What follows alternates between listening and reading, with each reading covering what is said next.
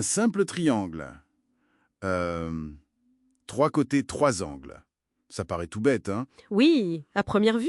Et pourtant, cette figure, elle est vraiment au cœur d'une science fascinante, la géodésie. L'art, la science de mesurer la Terre. Exactement. Aujourd'hui, on plonge dans des sources qui explorent pourquoi cette forme, elle est si cruciale. Notre mission? Découvrir comment les triangles nous aident à cartographier notre monde, qui est quand même assez complexe. Mhm. Et même à comprendre sa forme, ses mouvements. Alors, allons-y. Absolument. Alors la géodésie, il faut voir, elle s'attaque à un sacré défi.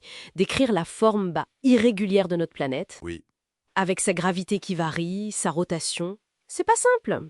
Pour la modéliser mathématiquement, on utilise des concepts comme le géoïde. Le géloïde. Imaginez en gros le niveau moyen des mers, mais prolongé sous les continents. C'est une surface très complexe. D'accord. Et puis, on a l'ellipsoïde. Ça, c'est une forme géométrique plus simple, une sorte de ballon de rugby un peu aplati qui approche au mieux le géoïde mathématiquement. Ah oui. Et c'est souvent sur cette forme simplifiée, l'ellipsoïde, qu'on calcule nos coordonnées, GPS par exemple. D'accord. Représenter une planète qui bouge tout le temps, avec précision, sacré enjeu. Voilà, c'est ça l'enjeu. Et alors, le triangle, comment il arrive là-dedans? Alors, historiquement, la clé, c'était la triangulation. Il faut s'imaginer, on veut cartographier un grand pays, Mhm. mesurer toutes les distances directement sur le terrain, c'est quasiment impossible ou en tout cas très long et coûteux. Oui, j'imagine. La triangulation classique, elle part d'une seule distance. Une seule, mais mesurée très précisément.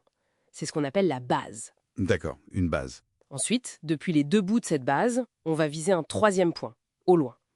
Et là, on mesure les angles, juste les angles. Ah, les angles! Et ça forme le premier triangle. Exactement, le premier triangle. Mais mesurer des angles comme ça, sur des kilomètres, ça devait pas être simple à l'époque, non? Ah non, c'était un défi technique énorme.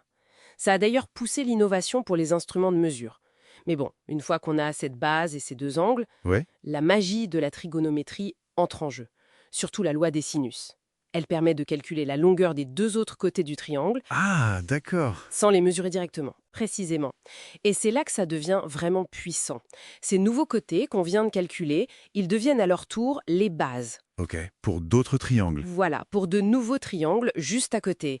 Et de proche en proche, comme ça, on tisse une sorte de filet, un maillage de triangles qui peut couvrir des régions immenses. Malin. Et avec une précision qu'on contrôle tout au long du processus. D'accord. On voit bien le mécanisme. Mais pourquoi spécifiquement le triangle? Qu'est-ce qu'il a de si spécial?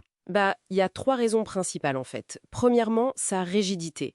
Un triangle, c'est la seule forme géométrique de base qui est indéformable. Indéformable, c'est-à-dire? Prenez un carré fait avec 4 tiges articulées. Vous pouvez facilement l'aplatir en losange sans changer la longueur des côtés. Ah oui, exact. Un triangle? Impossible. Pour changer sa forme, vous êtes obligé de changer la longueur d'au moins un côté. Ça garantit la stabilité géométrique du réseau de mesure. C'est fondamental. D'accord. Rigidité. Deuxièmement? Deuxièmement, sa calculabilité. On l'a un peu dit, mais les lois de la trigo, elles permettent de tout savoir sur un triangle, ses angles, ses côtés, à partir de très peu d'infos mesurées. Oui, un côté et deux angles, par exemple. Exactement.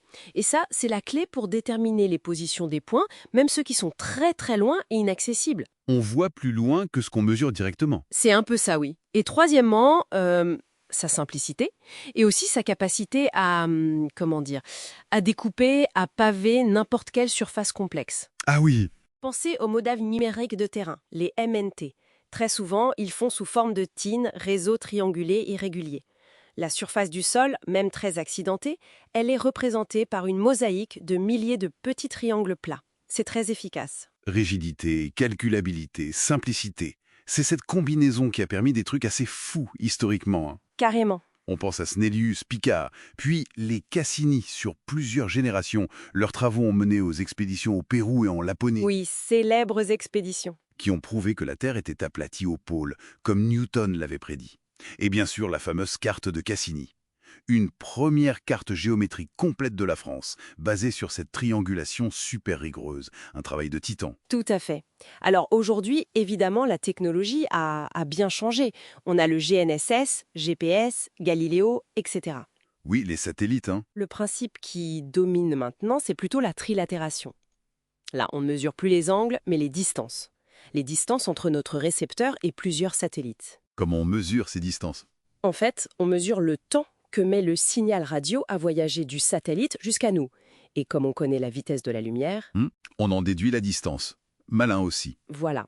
Il faut au moins 4 satellites pour avoir sa position 3D et aussi synchroniser l'horloge du récepteur, ce qui est crucial. Donc on est passé des angles aux distances. Est-ce que ça veut dire que le triangle, il a fait son temps? Ah, pas du tout. Son héritage est encore très présent. La précision du GPS, par exemple, elle dépend énormément de la position des satellites dans le ciel par rapport à nous. Ah oui. C'est ce qu'on appelle le DOP, Dilution of Precision. Si tous les satellites visibles sont, disons, regroupés dans une petite zone du ciel ou alignés, Oui. la précision du calcul de position se dégrade fortement. C'est l'équivalent dans l'espace d'un triangle de triangulation qui serait tout plat, tout écrasé. Ah d'accord. La bonne figure géométrique reste importante. Exactement, le concept est le même.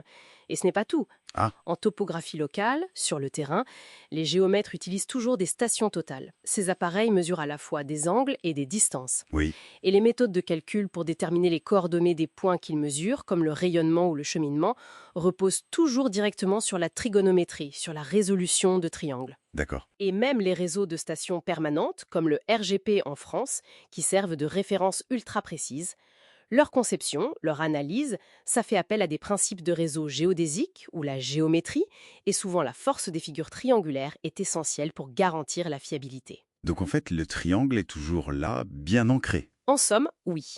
Sa force, c'est vraiment cette synergie unique. Sa rigidité physique qui assure une base stable et sa prédictibilité mathématique qui permet les calculs et la propagation de la précision. Il a structuré la mesure de la Terre pendant des siècles et il continue d'influencer les méthodes modernes. C'est clair. Les sources montrent bien cette évolution, triangulation avec les angles, puis trilatération avec les distances, grâce à l'électronique, au spatial. Alors, petite question pour finir, un peu provocatrice. Je vous écoute. Est-ce qu'on peut imaginer que les futures avancées, je sais pas moi, l'informatique quantique, des capteurs totalement nouveaux, est-ce qu'elles pourraient nous révéler une autre forme géométrique, une autre primitive, encore plus fondamentale ou plus efficace que le triangle pour décrire nos relations spatiales, pour mesurer notre monde? C'est une excellente question. Voilà, de quoi réfléchir pour nos auditeurs.